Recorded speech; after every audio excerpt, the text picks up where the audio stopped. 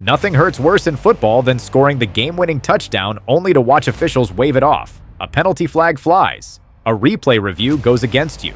Let me take you through some of the most painful, controversial, and downright unbelievable game-winning plays in NFL history that got erased from the record books. The tuck rule game remains the most infamous example of a victory stolen by an obscure rulebook technicality. The 2001 AFC divisional playoff between the New England Patriots and Oakland Raiders took place in a heavy snowstorm. The Raiders led 13-10 with less than 2 minutes left. Patriots quarterback Tom Brady dropped back to pass. Raiders cornerback Charles Woodson hit Brady and knocked the ball loose. Raiders linebacker Greg Biekert recovered the fumble. Game over, right? Wrong. Referee Walt Coleman reviewed the play and invoked NFL Rule 3, Section 22, Article 2. Note 2. Better known as the tuck rule. The rule stated that even though Brady appeared to be tucking the ball back toward his body, any forward movement of his arm starts a forward pass. Therefore, it was an incomplete pass, not a fumble. The Patriots kept possession. Adam Vinatieri kicked a 45-yard field goal to tie the game and send it to overtime. Vinatieri kicked another field goal in overtime to win. The Patriots went on to win the Super Bowl that year, beginning their dynasty. The Raiders went home cursing a rule most people never knew existed. Coleman later told ESPN it was an easy call once he saw the replay. The rule got eliminated from the NFL rulebook in 2013, but the damage was already done. Tom Brady is now a minority owner of the Raiders, the team he beat that snowy night. The irony writes itself. The Holy Roller in 1978 changed NFL rules forever because of how absurd it looked. The San Diego Chargers led the Oakland Raiders 20-14 with 10 seconds left in the game. Raiders quarterback Ken Stabler got wrapped up by Chargers defenders and appeared to be getting sacked. Instead of going down, Stabler flipped the ball forward.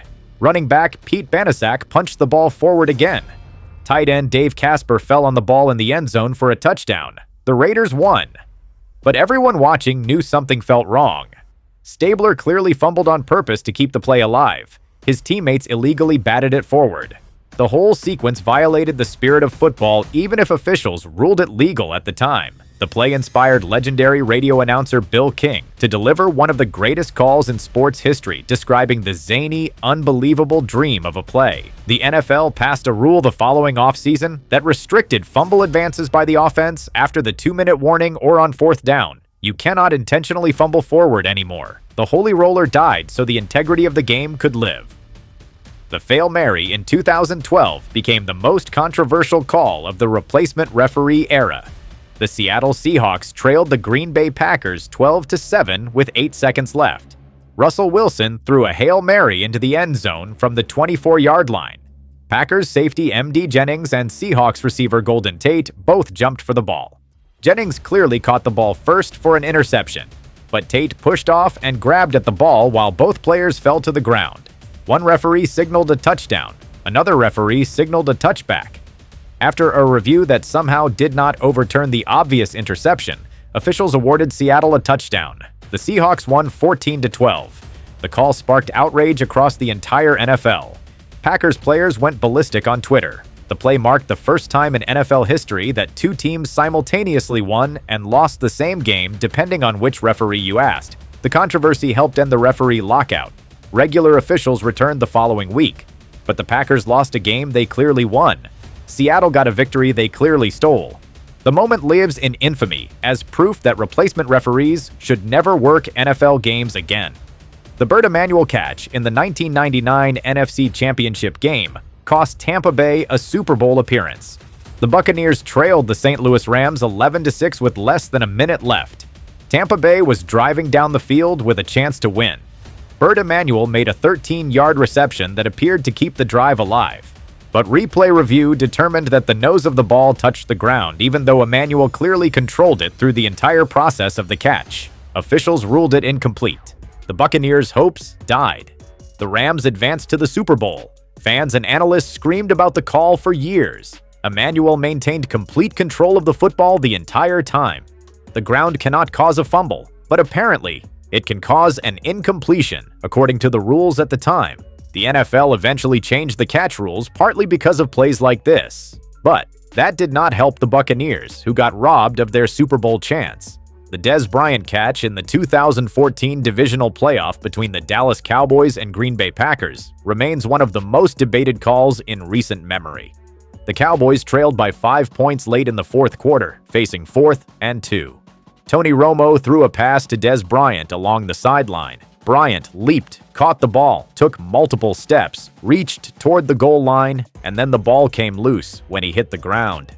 Officials initially ruled it a catch, but Green Bay challenged, and the replay overturned it to an incomplete pass. The Cowboys lost their chance to take the lead. The play sparked endless debates about what actually constitutes a catch in the NFL. The Calvin Johnson rule came from a 2010 Lions vs. Bears game, where common sense died. The Detroit Lions trailed the Chicago Bears by 5 points with less than a minute left. Matthew Stafford lobbed a pass to Calvin Johnson in the end zone. Johnson made an incredible catch that should have won the game. He caught the ball, brought it to his body, fell to the ground, and then let go of it while getting up.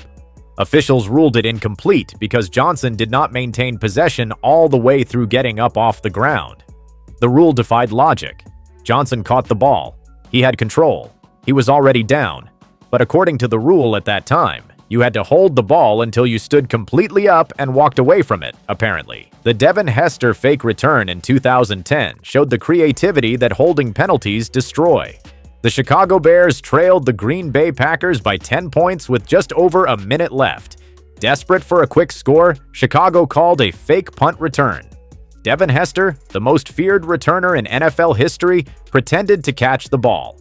Every Packers player focused completely on Hester. Meanwhile, Johnny Knox actually caught the punt and returned it for a touchdown.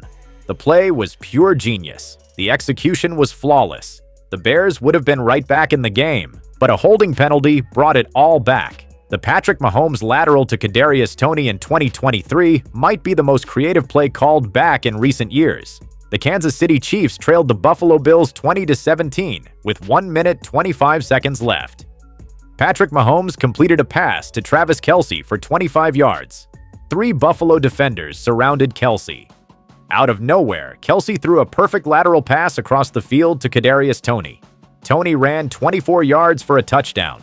The play was spontaneous genius, the kind of backyard football creativity that makes the NFL exciting. But officials flagged Toney for being offside before the snap. The touchdown got erased.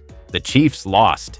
The play that would have been replayed forever instead became a footnote about a penalty nobody noticed until after the spectacular finish.